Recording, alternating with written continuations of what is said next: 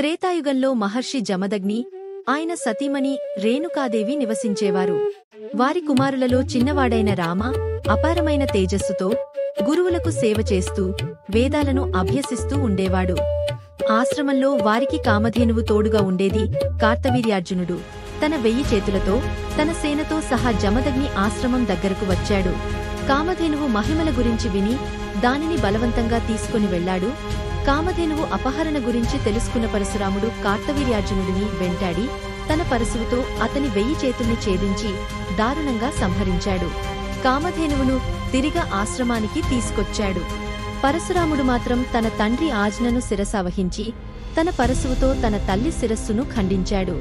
అతని అపారమైన విధేయతకు సంతోషించిన జమదగ్ని కుమారుడు పరశురాముని కోరిక మేరకు తల్లి రేణుకాదేవి సోదరులు పునర్జీవితులయ్యారు. కార్తవీర్యార్జునుడి కుమారులు తమ తండ్రి మరణానికి ప్రతీకారం తీర్చుకోవడానికి జమదగ్ని మహర్షిని ఆశ్రమంలోనే దారుణంగా సంహరించారు.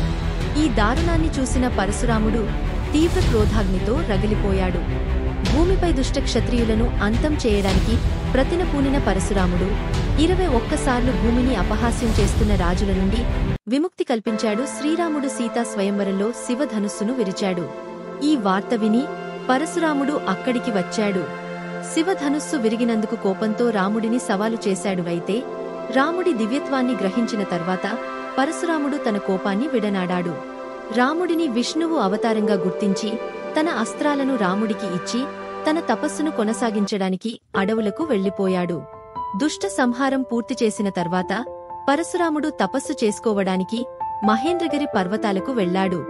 అతడు చిరంజీవులలో ఒకడు, అంటే కలియుగాంతం వరకు జీవిస్తాడు. భవిష్యత్తులో విష్ణువు చివరి అవతారమైన కల్కికి గురువుగా ఉంటాడని పురాణాలు చెబుతాయి. ఇదే పరశురామ అవతార కథ.